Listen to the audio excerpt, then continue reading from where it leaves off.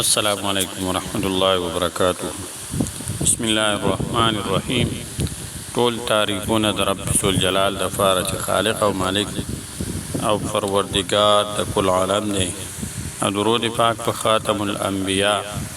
حضرت محمد صلی الله علیه وسلم باندې. امید د رب ذوالجلال نه ساتم چې تاسو به روغ جوړ یې، په صحت با برابر یې. الله جل شانه د دنیا او آخرت ټول خوشحالۍ نصیب کړه.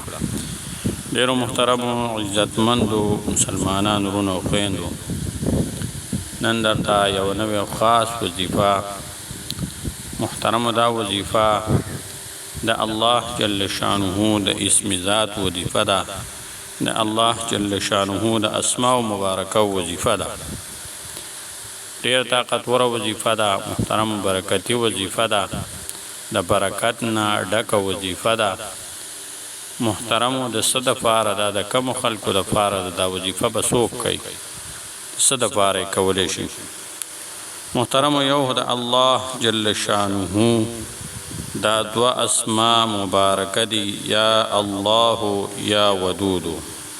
د دې وظیفه ده ډېره د برکتو نه ډکه وظیفه ده، د برکتونو نه.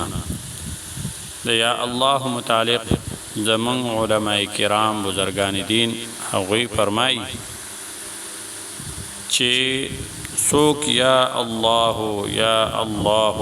یا صرف الله الله دا د دې وظیفه کوي، د دې ورد کوي، ذکر کوي،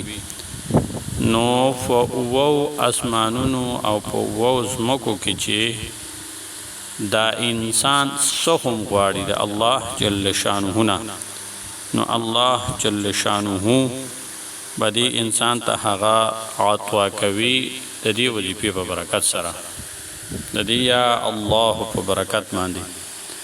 محترمو په مخ د ځمکه باندې د دې یا الله د دې نه ډېر غټ برکت والا شیز بل څه نشته دی. الله جل شانه په دې باندې ډېر زیات خوشحالیږي، بې انتها پې خوشحالیږي. نو محترمو چې الله جل شانه خوشحاله وي،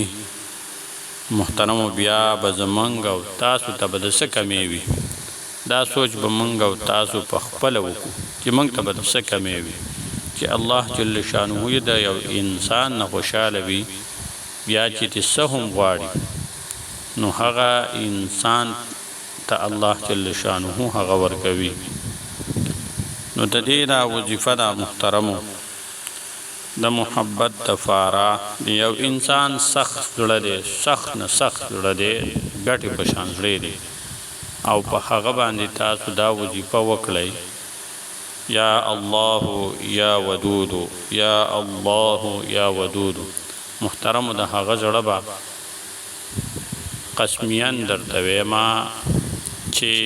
الله جل شانه به د هغه زړه د موم په شان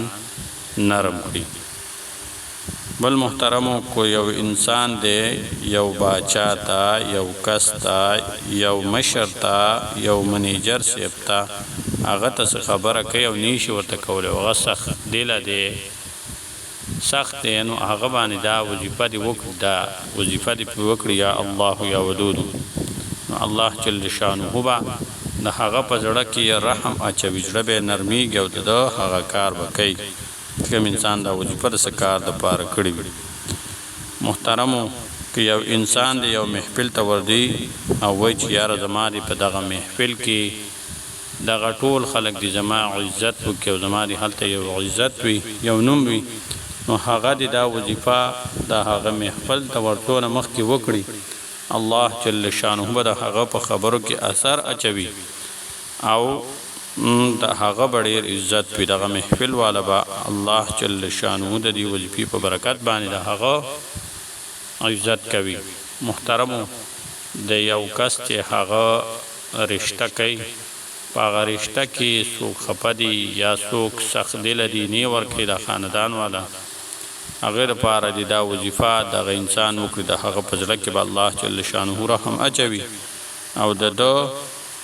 دغه رشته به دغه ته خامخا کیږي چې د دې انسان په دنیا او آخرت خیر وي.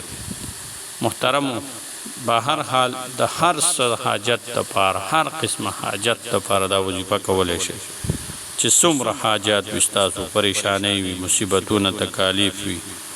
دا ټولو دپاره دا وظیفه ډېره طاقتوره انتهایي برکت والا وظیفه ده یو پیرې خامخا وکړئ 3 ورځې وظیفه ده روزانه محترمو د دې ترتیب دا دی چې روزانه دا 1000 مرتبه ویل دي که مخکې تی درود شریف ویل ډېر برکت والا کار دی درود شریف 3 ځله ووایئ بیا یا الله یا ودود یا الله یا ودود دا وظیفه بیا 1000 مرتبه وکړئ بیا ورپسې 3 پې درود شریف ووایئ بیا دعا وغواړئ محترمو د څه قسمه حاجت دپاره تاسو کوئ د دنیا څه قسمه مشکل وي په دنیا کې هغه به الله جل شانو حل کوي تکلیفونه هم ختموي مصیبتونه هم ختموي خواهشات د محبت رشتې د یو خاندان د یو بل سره تعلقات خراب دي رشتې خرابې شوي دي هغه جوړاوهلو دپاره هم کولی شي د یو بل د ښځې د خاوند د محبت دپاره هم کولی شي خاونې د ښځې د محبت دپاره هم کولی شي د خاندانونو محبت دپاره هم کولی شي ډېر طاقتوره وظیفه د 3 ورځې کول دي 1000 مرتبه به روزانه 1000 مرتبه کوئ الله جل شانه به ستاسو تمام حاجات پوره کوي محبتونه پیار محبت ژوند به موږ ټولو ته رانصیب کوي محترمو دا وظیفه ډېره برکت والا طاقتوره وظیفه ده په خپله هم وکړه نورو خویندو ورونو سره لازما د ثواب په نیت باندې شیر کړئ السلام علیکم ورحمة الله تعالی وبرکاته